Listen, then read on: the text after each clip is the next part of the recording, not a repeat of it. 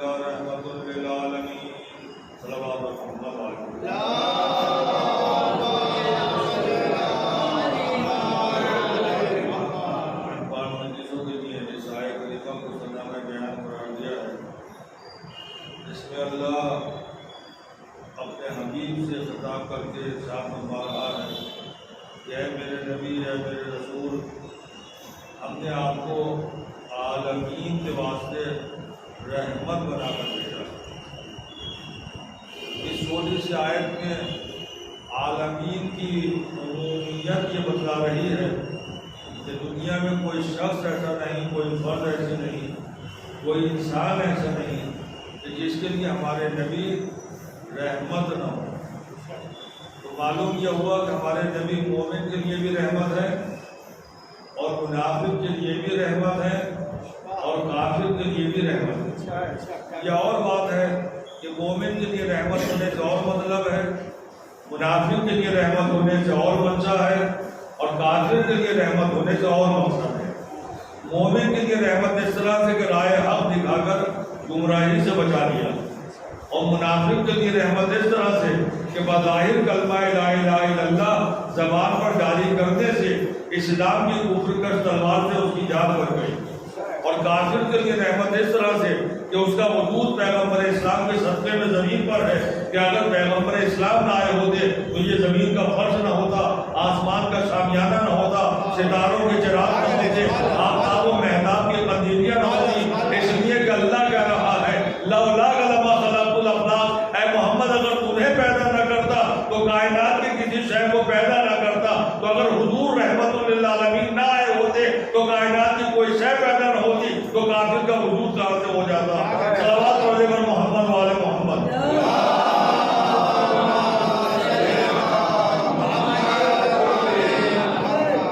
مگر یہاں پر ایک سوال پیدا ہوتا ہے کہ حضور جب عالمین کے واسطے رحمت بن کر آئے تھے تو رحمت للعالمین کی موجودگی میں منافق و کافر کیوں رہ گئے؟ یہ مومن کیوں نہیں ہوا؟ سب مومن ہو جاتے, پوری کائنات مومن ہو جاتی. نبی نبی آخر بن کر پوری کائنات کے نبی بن کر آئے تھے, پوری دنیا اور کائنات کے رسول بن کر آئے تھے, رحمت للعالمین اور محبوب خدا بن کر آئے تھے. تو ساری کائنات کو کلمہ پڑھ لینا چاہیے تھا, سب مومن ہوتے.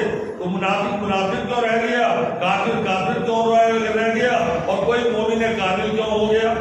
تو اس مسئلے کو میں ایک تفصیل کے ذریعے مثال کر کے حل کرنا چاہوں گا کہ کوئی مومن کیوں ہو گیا اور کوئی کافر کیوں رہ گیا. دیکھیے ہمارے نبی کو اللہ نے نبی رحمت کہا ہے, اور یہ بارش کا زمانہ ہے, برسات کا زمانہ ہے, یہ جو بادل آتے ہیں کالے کالے اٹھ کے, اسے آپ کیا کہتے ہیں؟ ابر رحمت کہتے ہیں یا نہیں کہتے؟ دیکھیے بڑا حسین سلسلہ ہے. ہمارے نبی نبی رحمت ہے, اور جو آسمان پر بادل آتے ہیں اسے کہتے ہیں ابر رحمت ہے, اور اس سے جو پانی کے قطرے گرتے ہیں اسے ہم کہتے ہیں یہ آب رحمت ہے. دیکھیے بڑا حسین سلسلہ ہے یا نہیں ہے؟ ہمارے نبی نبی رحمت, بادل ابر رحمت, بارش کے قطرے آب رحمت. اس آب رحمت کی جو خصوصیت ہے وہی نبی رحمت کی خصوصیت ہے. آب رحمت کی پہلی خصوصیت یہ ہے کہ یہ جس طرح سے کسی امیر کے عشرت گدھے پر برستے ہیں ویسے ہی غریب کے جھوپڑے پر بھی برستے ہیں. یہ جس طرح سے دولت مند کے گھر پر برستے ہیں ویسے ہی بھیک مانگنے والے فقیر کے گھر پر بھی برستے ہیں۔ آب رحمت کے قطرے جس طرح سے قابل زراعت زمین پر برستے ہیں ویسے ہی بنجر زمین کو بھی سیراب کرتے ہیں۔ یہی آب رحمت کے قطرے ہیں، یہ اگر قابل زراعت زمین پر برس جائے تو باغ لہلہانے لگے، چمن میں بہاریں آ جائیں، غنچے چٹکنے لگے، شاخیں لچکنے لگے، چمن میں بہاریں آ جائیں۔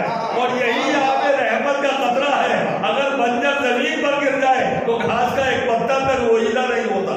ارے حضور یہی آب رحمت کا قطرہ ہے کہ اگر سانپ کے منہ میں پہنچ جائے تو زہر حلال بن جائے، اور یہی آب رحمت کا قطرہ ہے اگر صدف کے منہ میں آ جائے تو حضور موتی بن جائے۔ معلوم یہ ہوا کہ ضرب بدل جانے سے خاصیتیں آپ بدل جاتی ہیں۔ اب نہ کہیے کہ مسجد رسول میں بیٹھنے کے بعد کوئی مومن کامل کا ہو گیا، کوئی منافق کو رہ گیا، کوئی کافر جیسا جس کا اس نے فائدہ اٹھا لیا۔ آواز پڑھتے پر محمد والے محمد۔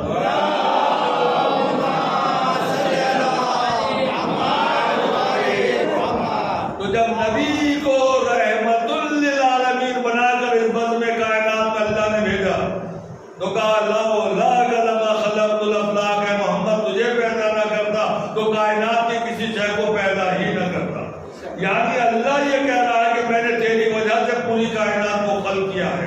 یعنی پانی کی بے قرار موجوں پر زمین کا فرش بچھایا تو تیری وجہ سے، آسمان کا شامیانہ لگایا تو تیری وجہ سے، ستاروں کے چراغ جلائے تو تیری وجہ سے، آفتاب و مہتاب کی قندیلیاں روشن کی تو تیری وجہ سے، یہ ہوائیں تیری وجہ سے، یہ خلائیں تیری وجہ سے، یہ فضائیں تیری وجہ سے، یہ دریا کی روانیاں تیری وجہ سے، جنت تیری وجہ سے، کوثر تیری وجہ سے، ساقی کوثر تیری وجہ سے، جنت میں حور و غلمان تیری وجہ سے۔ اور عزیزان گرامی، دنیا کا قاعدہ یہ ہے کہ جب کوئی چیز کسی وجہ سے عالم وجود میں آتی ہے تو جب تک وہ وجہ باقی رہتی ہے وہ شے باقی رہتی ہے، اور جب وجہ ختم ہو جاتی ہے تو شے بھی ختم ہو جاتی ہے۔ ابھی دیکھیے ایک مہینہ پہلے جب فلک پر محرم کا چاند نمودار ہوا تھا تو امام والے سج گئے تھے، فرش بچ گئے تھے، شامیانے لگ گئے تھے، جگہ جگہ پر سڑکوں پر سبیلیں لگی ہوئی تھی، طرح طرح کی نیازیں تھی، کہیں شربت کا انتظام ہے، کہیں بریانی کا انتظام، کہیں کھچڑی کا انتظام، سب کچھ تھا، یہ نہیں تھا۔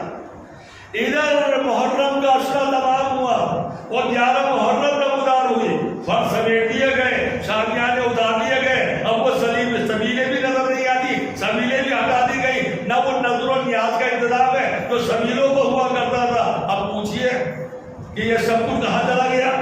وہ مومنین کا مجمع جو آیا تھا وہ کہاں چلا گیا؟ تو آپ کہیں گے عشرہ محرم ہو رہا تھا حضور، عشرہ محرم کی وجہ سے امام باڑہ سجایا گیا تھا، عشرہ محرم کی وجہ سے فرش بچھایا گیا تھا، عشرہ محرم کی وجہ سے شامیانہ لگایا گیا تھا، عشرہ محرم کی وجہ سے سبیلیں لگی تھی۔ عشرہ محرم ختم ہو گیا تو یہ ساری چیزیں بھی ختم ہو گئی۔ تو معلوم یہ ہوا جتنی چیزیں عشرے کی وجہ سے عالم وجود میں آئی تھی، جب تک عشرہ رہا سب کچھ باقی رہا، عشرہ تمام ہو گیا تو سب کچھ ختم ہو گیا۔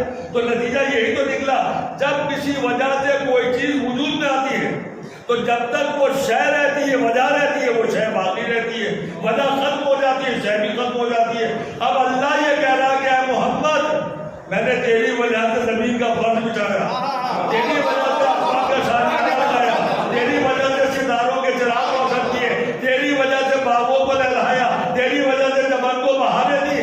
میں کہوں گا خدا تو نے اپنے محمد کی وجہ سے اس کائنات کو خلق کیا تھا، 63 سال کی عمر میں واپس بلا لیا، اب یہ زمین کا فرش گھر کر دے، آسمان کا شامیانہ اتار دے، ستاروں کے چراغ گل کر دے، آفتاب و مہتاب کی قندیلیاں اٹھا دے، اب یہ سب کچھ باقی کیوں ہے؟ تو ادھر سے جواب آیا میں نے محمد کی وجہ سے کائنات کو خلق کیا تھا، تو محمد ایک نہیں بنایا 14 بنائے، پہلے کی وجہ سے کائنات کو خلق کیا تو آخری کی وجہ سے قائم رکھا ہے۔ صلوات پڑھتے پر محمد والے محمد۔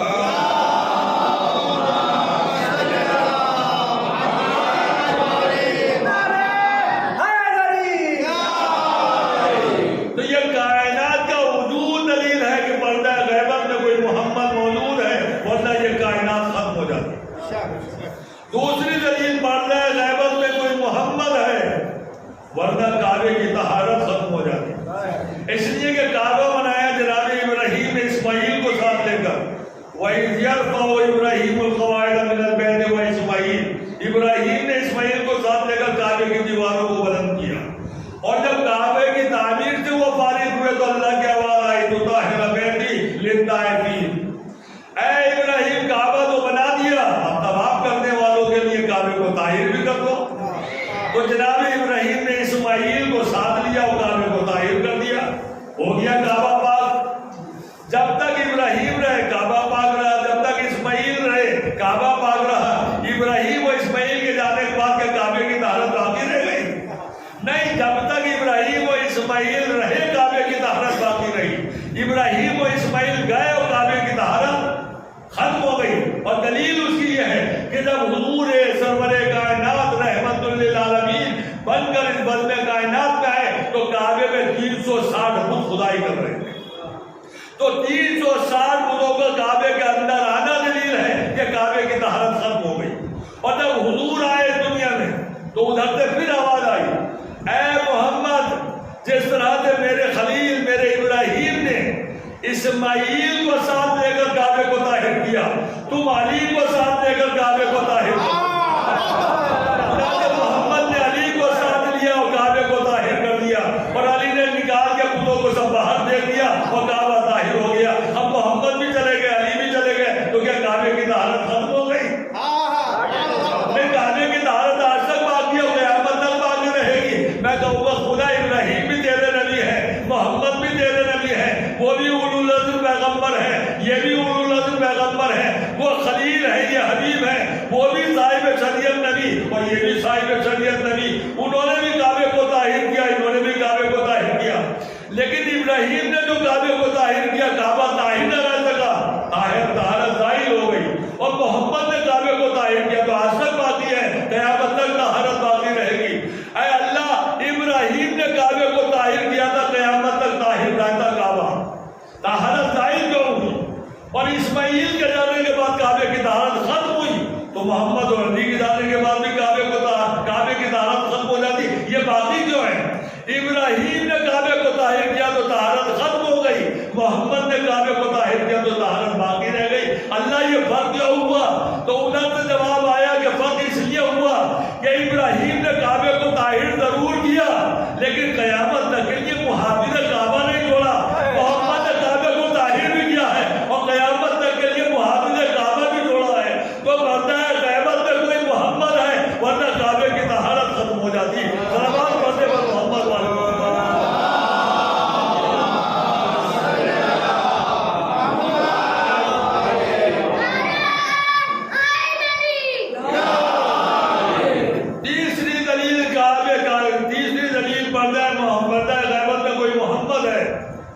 ورنہ قرآن کا اعجاز ختم ہو جاتا۔ اللہ نے ہر نبی کو کوئی نہ کوئی معجزہ دیا، مگر جب تک وہ نبی زندہ رہا اس کا معجزہ بھی زندہ رہا۔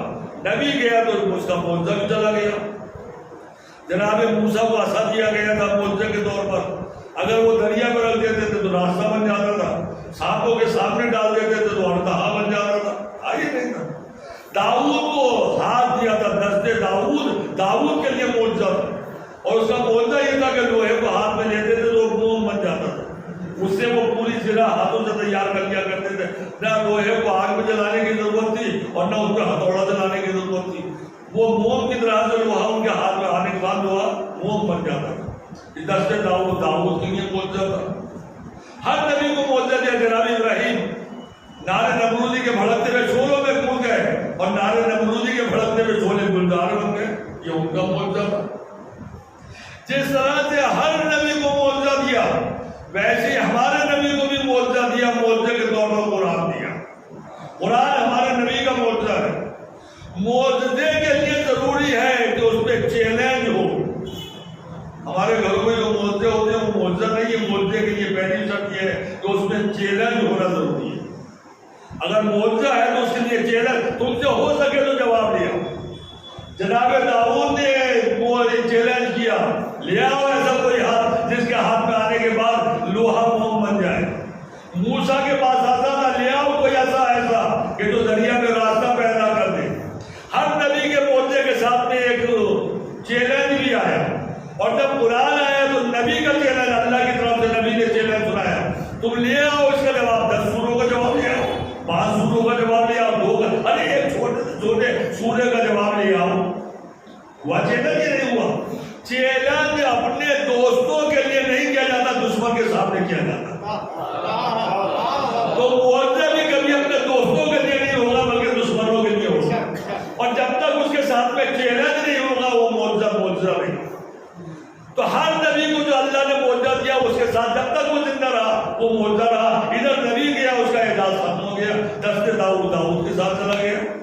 موسیٰ کا عصا کا معاوضہ موسیٰ کے ساتھ ختم ہو گیا، اب بھی کسی میوزیم میں رکھا ہوا ہوتا مگر راستہ نہیں بن سکتا دریا میں، وردہ نہیں بن سکتا سانپوں کے سامنے۔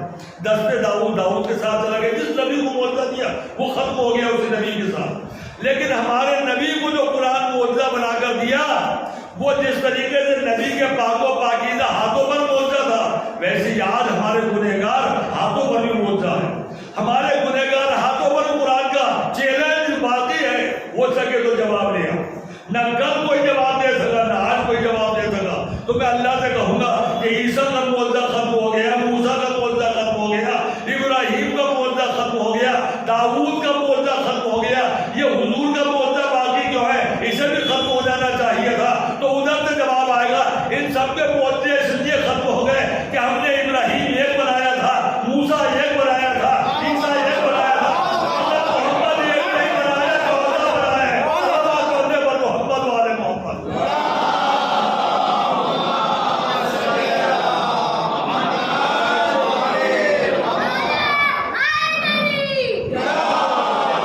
تو قرآن کا اعجاز دلیل ہے کہ پردہ غیبت میں کوئی محمد ہے، ورنہ قرآن کا اعجاز ختم ہو جائے۔ آج جب ممبروں سے ہم یہ بات کہتے ہیں کہ ہمارا آخری محمد پردہ غیبت میں ہے، زندہ ہے، ہماری ہدایت کرتا ہے، ہماری مدد بھی کرتا ہے، وہ کہتے ہیں ہماری سمجھ ہی میں نہیں آتا کہ اتنے زمانے تک زندہ کیسے ہیں۔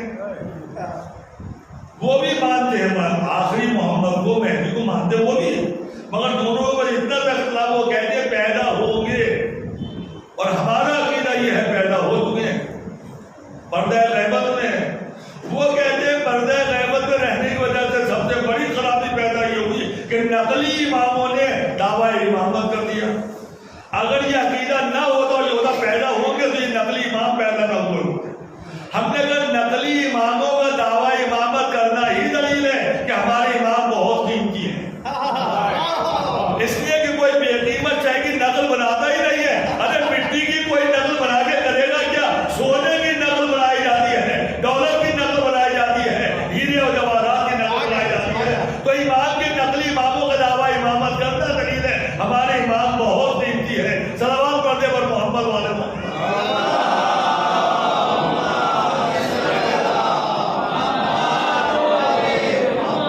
اور نقلی اماموں کا دعویٰ امامت کرنا ہی تو دلیل ہے کہ وہ پیدا ہو چکے ہیں۔ اگر پیدا نہ ہوئے ہوتے اور موجود نہ ہوتے تو نقلی لوگ دعویٰ امامت نہ کیے ہوتے۔ یہ دلیل ہے۔ آپ سوچیے صاحب دلیل کیا ہے؟ دعویٰ امامت کرنا نقلی اماموں کا دلیل ہے کہ وہ موجود ہیں، زندہ ہیں، اسی زمین پر موجود ہیں، پیدا ہو چکے۔ ابھی کچھ سال پہلے کی بات ہے کہ جب ہمارے ملک کے وزیر اعظم نے 1000 کا نوٹ بند کر دیا، اس نے بہت سی وجہ بتائی تھی۔ ان میں سب سے بڑی وجہ یہ تھی کہ بازار میں نقلی نوٹ بہت آ گئے، 1000 کے نوٹ نقلی بہت آ گئے بازار، اس لیے ہم بند کریں۔ اور بھی بہت سی وجہ تھی مگر سب سے بڑی وجہ انہوں نے بتائی کہ نقلی نوٹ بہت آ گئے اس لیے ہم اس کو بند کر رہے ہیں۔ چنانچہ انہوں نے بند کر دیا اور واقعی آ رہے، اور اس کے جواب میں انہوں نے 2000 کا نوٹ چلایا۔ یہ اور بات ہے کہ ہمارے پاس آتے آتے 2000 کا نوٹ، اصلی 2000 کا نوٹ، نقلی نوٹ بازار میں آتا ہے۔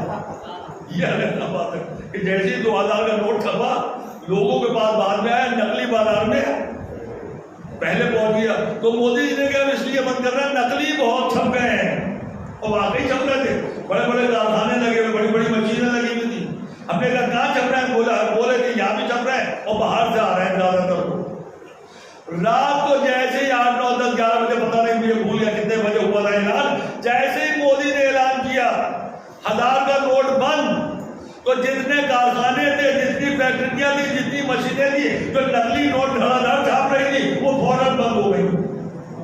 کوئی بند نہیں ہوئی، جلدی کوئی نہیں چلا کرتے کیا وہ تو فوراً بند ہو گئے کارخانے جو ہزار کے نوٹ چھاپ رہے تھے. جتنے بھی کارخانے تھے، جتنی بھی فیکٹریاں تھی، جتنے بھی مشینیں تھی، سب بند کر دی گئی. ہم نے کہا بھائی چھاپو بند کیوں کر دی؟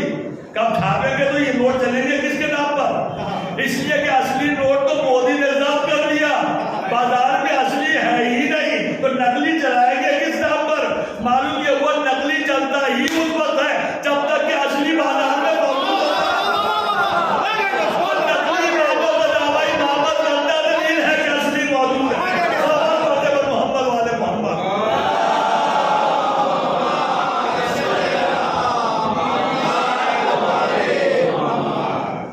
نقلی اماموں نے دعویٰ امامت ضرور کیا نقلی، مگر وہ اصلی نہیں ہے. اس کے اوپر سے پردہ بھی بہت جلدی ہوگا. ابھی سن 76 میں غالباً جب سن 79 میں جو غالباً کعبے میں مکے میں چند لوگوں نے جا کے کعبے کے اندر بیٹھ کے قبضہ کر دیا. ان میں کا ایک تو ان کا سب سے بڑا سردار تھا، میں مہدی موعود ہوں جو آ گیا. شاہ سعود سے کہہ دو کہ استعفیٰ دے کے ہٹ جائے، حکومت ہماری طرف سے ہو. پوری دنیا میں حکومت کرنا ہمارا کام ہے، لہٰذا ساری حکومتوں تو کیا ہوگا ہٹ جائے، ہم آ گئے، میں مہدی میں ہوں. اور جب انہوں نے کعبے کے اندر بیٹھ گیا تو ان کو ہاتھ نکالنے کی بہت کوشش کی فوج نے، مگر وہ نہ نکلا. ہتھیار بھی تھے اس کے پاس. کہا میں ہی ہوں مہدی موعود، آ گیا جس کا انتظار تم کر رہے ہیں. ان کا تم مہدی موعود نہیں ہو سکتے، نکل آؤ. کہا میں اصلی ہوں. کہا ہوا تو اصلی باہر تو آؤ، مگر وہ باہر نہ نکلا.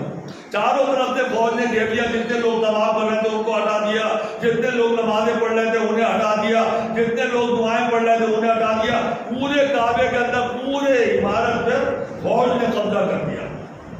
انہیں دھمکیاں دی مگر کسی نے گولی نہیں چلائی. کمانڈر نے کہا خبردار کوئی گولی کعبے کی طرف نہ چلائے، اس لیے کہ اگر گولی چلے گی وہ اندر بیٹھے گا تو دیوار کعبہ کو نقصان پہنچے گا. اسے تاریخ یاد تھی، جس نے دیوار کعبہ کو نقصان پہنچایا قیامت تک کے لیے اس کے گلے میں لعنت کا طوق پڑ گیا. تو اس نے کہا خبردار کعبے کی طرف کوئی گولی نہ چلائے، ہم کچھ کریں گے کہ یہ ہتھیار ڈال دے. 2 دن تک دھمکیاں ہوتی رہی، مختلف طریقے آزماتے رہے. توجہ چاہتا ہوں، نقلی اماموں نے دعویٰ امامت کیا مگر چہرے سے نقاب جلدی اتر گیا. آخر میں ترکیب سوچی اور کعبے کے اندر انہوں نے زہر چھوڑ دیا. زہر جو تھا وہ ڈال دیا، گیس ڈال دیا، دم گھٹنے لگا. کمانڈر نے کہا خبردار تمام فوجیوں سے کہا وہ جو ایک جو کہہ رہا میں امام ہوں اس پہ کوئی گولی نہ چلائے، اسے میں سمجھوں گا. یہ بقیہ جو 3 4 5 ہے یہ توبہ کرنے بات دوسری، ورنہ ان کے ساتھ جو چاہو کرنا، گولی چلانا، مارنا، قتل کرنا، کچھ بھی کرو. مگر جو کہہ رہا میں مہدی میں ہوں اس کے اوپر کوئی گولی نہ چلائے، میں جانوں اور وہ جانے. چنانچہ جب وہ وہاں پر گیس چھوڑی گئی ان کا دم اٹھا تو نکل کے بھاگے. اور جب نکل کے بھاگے تو فوجیوں نے گولی چلائی، ایک ایک کو خون ڈالا. مگر جو اصلی تھا جس نے کہا تھا میں امام وقت ہوں، کمانڈر نے کہا تھا خبردار اسے کوئی نہ مارے، میں سمجھوں گا. اور جب وہ نکلا اس کو دھمکی دی کمانڈر نے تو وہ بھاگنے لگا، اور جیسے ہی بھاگا تو اس نے گولی چلا دی اور وہ مر گیا. جیسے ہی مرا وہ تو تمام میڈیا والے آ گئے، اخبار والے آ گئے، ٹی وی والے آ گئے، دنیا بھر کی میڈیا نے اس کو گھیر لیا اور پریس کانفرنس ہوئی. اس میں بہت سے سوالات پوچھے گئے مگر اہم ترین سوال جو تھا وہی مجھے آپ کو بتانا. میڈیا والوں نے کسی اخبار کے رپورٹر کے ٹی وی والے نے پوچھا کیا تمہیں یقین تھا یہ اصلی نہیں ہے؟ بہت اہم سوال ہے. اس نے پوچھا کیا یقین تھا یہ اصلی نہیں ہے؟ اس نے کہا اگر یہ یقین ہو جاتا کہ اصلی نہیں ہے تو کعبے کے اندر گھس کے مار دیتا. کا شک تھا، ہم سمجھتے ہو سکتا آ گئے ہو تو آنے کے جس کا انتظار کر رہے ہیں ہو سکتا وہی آ گئے ہو. تو دوسرا سوال یہ تھا پھر تم نے پہچانا کیسے یہ وہ نہیں ہے، اصلی نہیں ہے، نقلی ہے، یہ پہچانا کیسے؟ بولے کعبے سے نکل کے جیسے ہی بھاگا میں سمجھ گیا کہ اصلی نہیں. کا کیسے پہچانا؟ کہ اصلی جانشین محمد مصطفیٰ میدان چھوڑ کر بھاگ ہی نہیں سکتا. مسلمانوں نے 1400 سال کے بعد جو سمجھا، 1400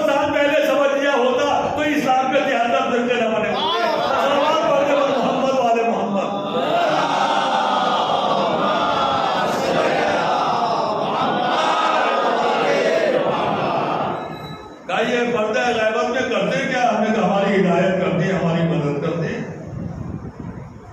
اچھا ہدایت کرتے، غائب رہ کر کیسے ہدایت کر سکتے ہیں؟ ظاہر ہو کر ہدایت کر تو بات سمجھ میں آتی ہے، لیکن غائب رہ کر ہدایت کر رہے ہیں، یہ ہماری سمجھ میں بات نہیں آتی۔ میں نے کہا یہ بتاؤ یہ سورج کا کام کیا کر، روشنی دینا؟ تو ہم نے کہا کبھی کبھی بادلوں کے پردے میں بھی تو چلا جاتا ہے، تو کیا اندھیرا ہو جاتا ہے؟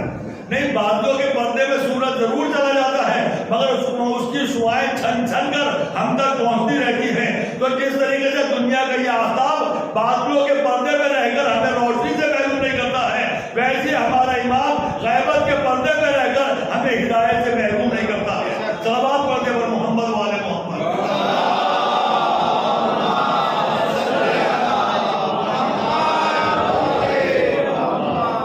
آپ کی ہدایت کیوں کرتی ہے، ہماری ہدایت کیوں نہیں کرتے؟ کرنا تو سبھی کی ہدایت کی جائے، آپ ہی کی ہدایت کیوں ہوتی ہے، ہماری ہدایت بھی تو ہونی چاہیے۔ تو ہماری ہدایت کیوں ہوتی ہے اور آپ کی ہدایت کیوں نہیں ہوتی؟ اسے میں ایک مثال کے ذریعے حل کرنا چاہوں گا آپ کے حضرات کی توجہ کا طالب۔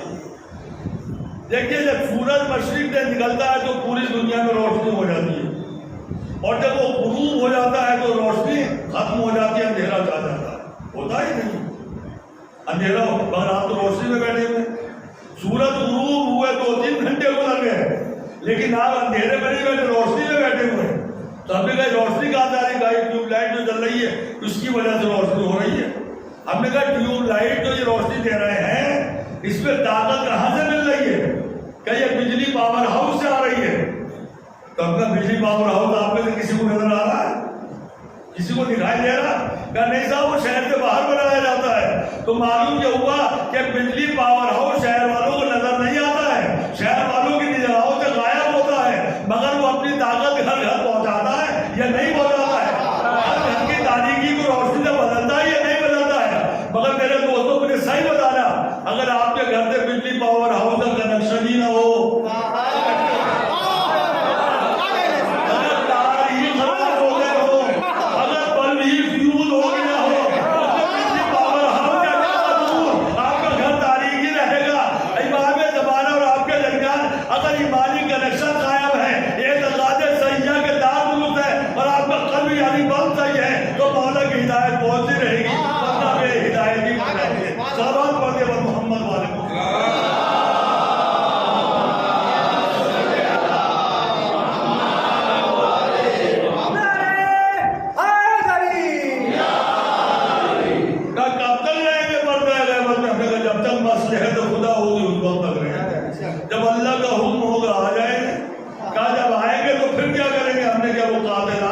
امام مظلوم کا بدلہ لیں گے۔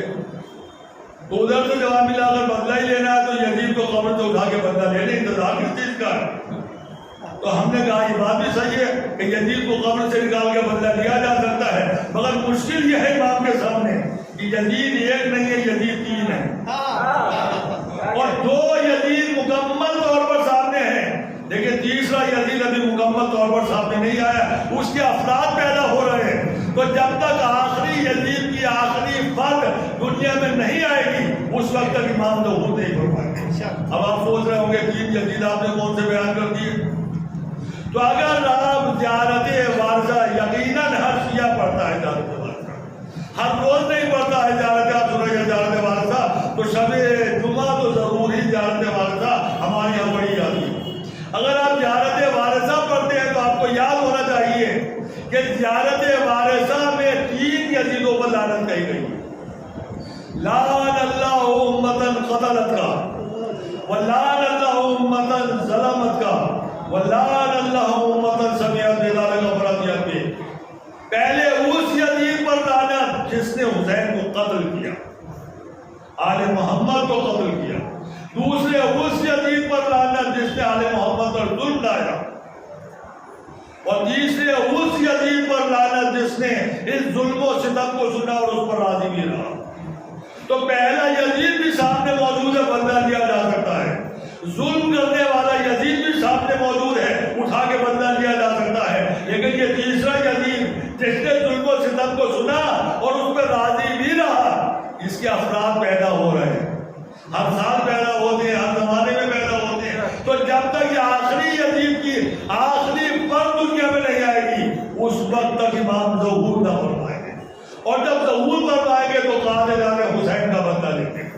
उससे बदला लेंगे जिसने अली असगर के गले पर तीर मारा था, उससे बदला लेंगे जिसने सकीना के रुखसारों पर तमाचे मारे थे, उससे बदला लेंगे जिसने ज़ैनब के सर से चादर उतारी थी, उससे बदला लेंगे जिसने सर हुसैन को लोग निज़ाम पर बुलंद किया था, उससे बदला लेंगे जिसने बाज़ार कूफा और सामने शहदादियों को सरबराह बनाया था, और आज की तारीख के लिहाज से उससे बदला लेंगे जिसने 8वें इमाम को जहर देकर शहीद किया था।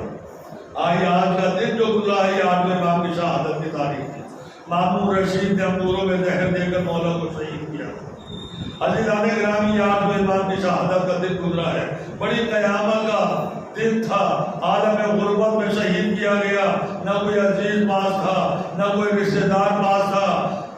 अब हर समा से कहा मौला ने कि जब मैं शहीद कर दूं और वो मुझे जहर दे दे तो इंतजार करना, मेरा बेटा बाएजाज मदीने से आएगा, वही मुझे गुस्ल देगा, वही मुझे कफन पहनाएगा, नमाज जनाजा भी वही पढ़ाएगा।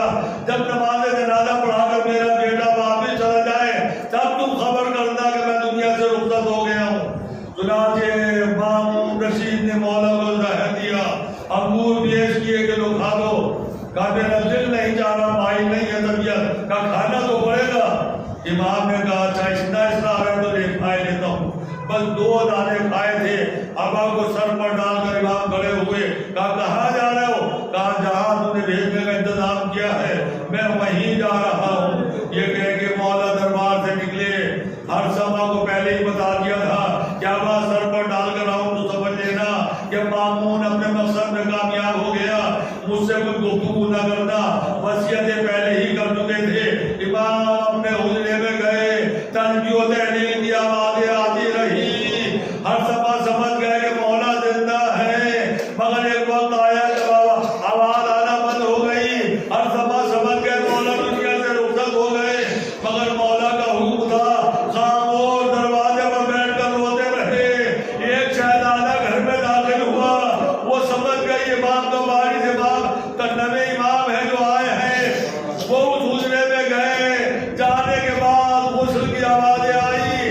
नवे इमाम ने अपने हाथों से गुस्ल दिया, अपने हाथों से कफन पहनाया, नमाज जनाजा पढ़ाकर वापिस चले गए। इसके बाद मदीने के खुरासान के दरो दीवार से रोने की आवाज़ें आने लगी।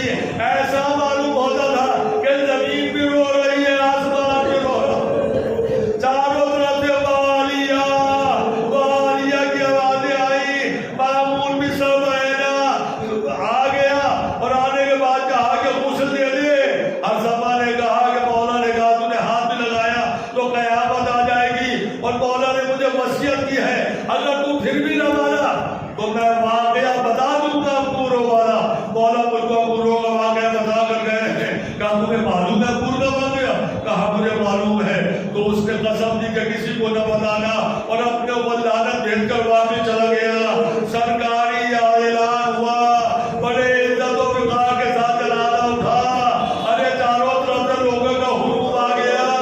इज्जत और विकार के साथ जनाजे को अपनी मंजिल तक पहुंचा दिया। मैं नवे इमाम से हाथ जोड़ के कहूंगा ए आका खुश नसीब हो, बाएजाजी सही हाथ हो गए। अपने बाबा को गुस्ल तो दे दिया, अपने बाबा को कफन तो पहना दिया, अपने बाबा की नमाज जनाजा भी पढ़ी। अरे जनाजा भी बड़े साथ से उठा, मगर हाय मेरा चौथा इमाम, वो करबला का मैदान, वो जल्दी भी रेत पर इमाम का जनाजा। अजरोकुम अल्लाह, इमाम की मजबूरी, हाथों में हथकड़ियाँ, बैगों में बेड़ियाँ, लो आज़ादारों। और 8वें इमाम दुनिया से रुखसत हो गया। उनकी बहन मासूम उनके मिलने के लिए आई। अहले कुम ने आगे बढ़कर इस्तकबाल किया, लेकिन जब उन्होंने महफिल से देखा कि इस्तकबाल करने के लिए मोमिनीन कुम आए हैं, मगर महफिल से नजर आया कि शिया परचम लेकर आए हैं, शिया लिबास पहनकर आए हैं, तो महफिल के करीब कुछ लोगों को बुलाया। कहा ये इस्तकबाल का तरीका क्या है? ये शिया लिबास पहनकर क्यों आए हो? ये शिया परचम लेकर क्यों आए हो? मेरा दिल होल रहा है, बताओ मेरा भाई तो गाड़िया से है। उन्होंने सर से अमाने उतार दिए, चेहरों पर दरवाजे मारे। अरे बीवी आपका भाई दुनिया से चला गया,